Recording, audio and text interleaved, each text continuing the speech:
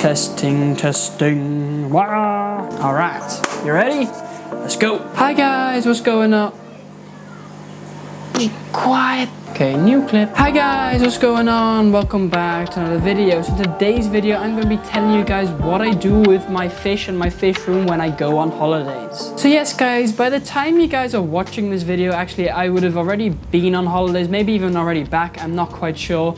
But I am about to go on a trip, actually 2 trips. First one to Croatia and the other one to Wales. So I'm just going to take you through some things that I do in preparation on going on holidays to make sure everything runs smoothly and that, you know, we have healthy fish when we arrive back. So I actually have somebody who takes care of my fish and all my animals while I'm away. So that's really nice, you know, and I mean, I do pay her, so it's, you know, I do get a good service in return.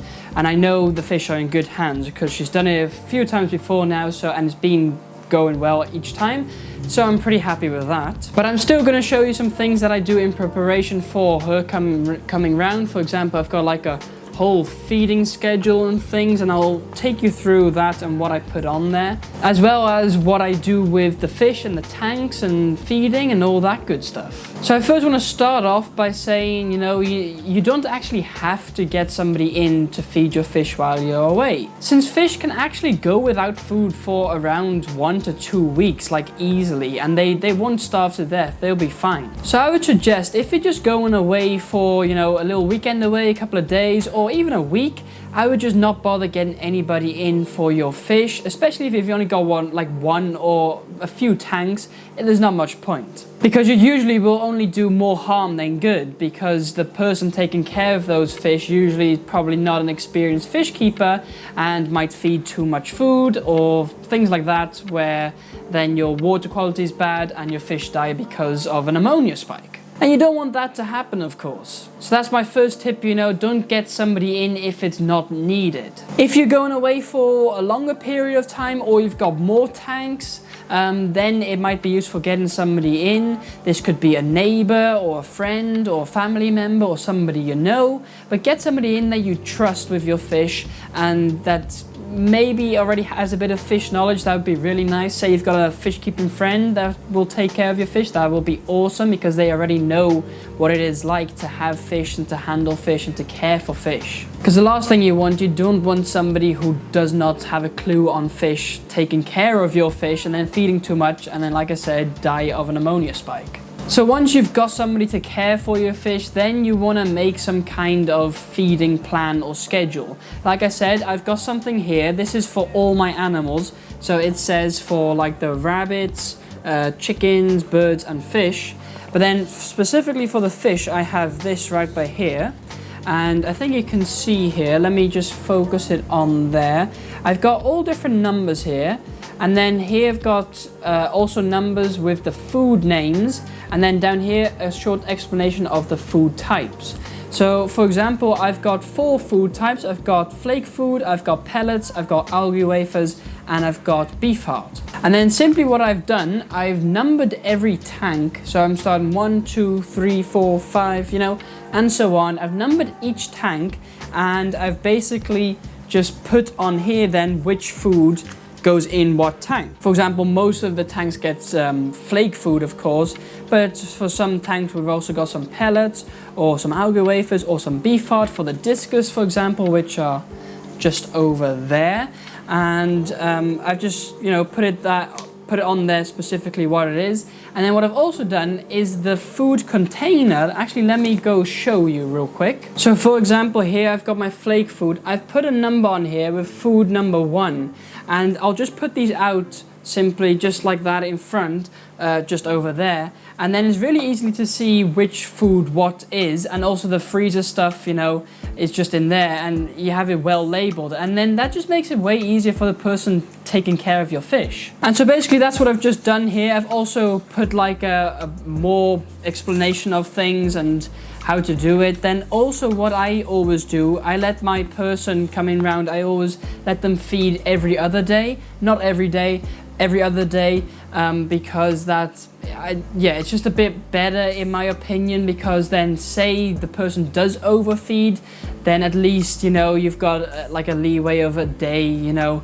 then that should be a bit better. Also, if there's anything important about a tank, I literally just write it on there with a marker. So I've got a few tanks saying like, look out for this tank, or like make sure they're eating, and if they're not, don't feed anymore, and things like that, because you want to make sure, for example with my discus, I've got a new pair that are not eating very good yet, and sometimes they leave the food. I don't want them putting more food in and more food in, polluting the water, and they're not eating it and then rotting away. You don't really want that, because that can cause some water issues, you know, and you really don't want that. Because usually the person coming around is not going to do water changes on your tanks. At least I don't let my person coming around do water changes. That's just too much work and too much hassle, and definitely also not needed. But we just want to make sure that the water quality stays good, really, and also feeding the fish just a little bit for them to, you know, make it like quite nice, that they like their daily routine, you know. And that's again another tip: keep it to what you would do. So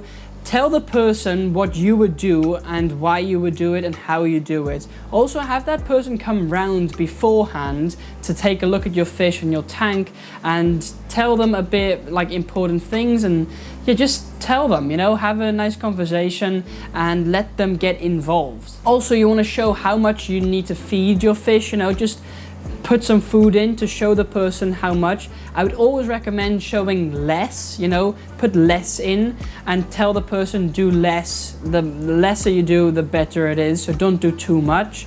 I'd rather the fish not have a bit less food than too much, because too much food is going to be water pollution, which that in the end can kill your fish. And you know, so it's really not that difficult actually. Now, if we're going to talk about like preparing for going away, I would say do like 2 days before you actually leave, do water changes on your tanks.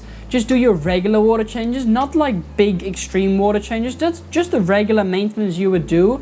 Do it about 2 days before you go away, because then if there are any problems, you can see those in that 2-day period, and not when you're on holidays. And you know, so just, you know, make it easy for yourself. Do the maintenance, make sure the tanks are looking good, that there are no big issues. Maybe if there's a major issue or your tank's not stable, maybe take the fish out, put them in a different tank. If you've got multiple tanks, that might help. And also, I've got one last tip for when you are actually away. Get a little camera for your fish room, or put it on your tank. They can be really cheap. I've got a few cameras here. I think they're only like 20 bucks, something like that. And then I can literally, on my phone, from anywhere in the world, can see what is happening in the fish room. Actually, let me show you real quick, just to show you how it looks like. And I have cameras all around the house and everything, so that's pretty cool. However, there we go. Here is the camera, and you can maybe see it. I'm just about, if I put my hand up, you can see my hand just about there on the camera, on the thing. And it's just an easy way to make sure everything is doing well and all that good stuff. That brings me actually to one more point, and that is to have timers on your fish tank lights. You don't want the person coming around turning your lights on and off. Get them on a timer or on like a Wi-Fi plug. For example, I've got them on a Wi-Fi plug here. And if I just press this button, all my lights go off, and if I press the button again, they go on again. And this is just really useful, you know, because you don't want to be messing around with turning lights on and off. Get them on a timer. You can just have an analog timer. I actually have one here right now. This is what they used to be on, but I switched them out for digital, like smart plugs, and that makes that you can turn your lights on and off from anywhere in the world, and you can always check if they are actually on or off by having the camera, you know. So it's really useful doing these things, and I hope that these few tips do help you have a successful trip away. So yes guys, that's pretty much it. I think I've covered almost everything that you could want to know about, you know, fish and leaving your fish while you're away. And you know, it's really not that difficult. Just do your standard things, follow the tips that I gave you in this video, and then you should be all good. If you've got any questions left though, leave them in the comments down below and I'll be happy to respond to them. Also, we have a channel sponsor, King's Aquariums in Antwerp. Their links are all down below, check them out. We also have channel membership, so you can become a member of the channel to see like behind the scenes content and early access to videos and all that good stuff. Link is down below for that. Also check out the Discord server. We've got a Discord server with some fish experts in there. Come there if you've got questions about your fish or fish tank and we'll be happy to answer them. Also, what do you guys think of my t-shirt here? This is a t-shirt, merch t-shirt from Aquariums Adventures, who hit 50,000 subscribers, by the way. Congratulations. And we also got a new microphone. I don't know if you guys can see. I've got a new microphone here. Looks really good, and hope the audio quality is good because this is the first video doing with this new mic. And that's thanks to all you guys, amazing supporters of the channel, so thank you guys very much. But anyways, watch this video next where you can see basically a fish room tour of my place, and you can see all the tanks that we've got here. Maybe interested now seeing all these tanks behind me. That's a fish room tour. Go watch that next. Like, subscribe, and have a great rest of your day, and I'll see you guys next time.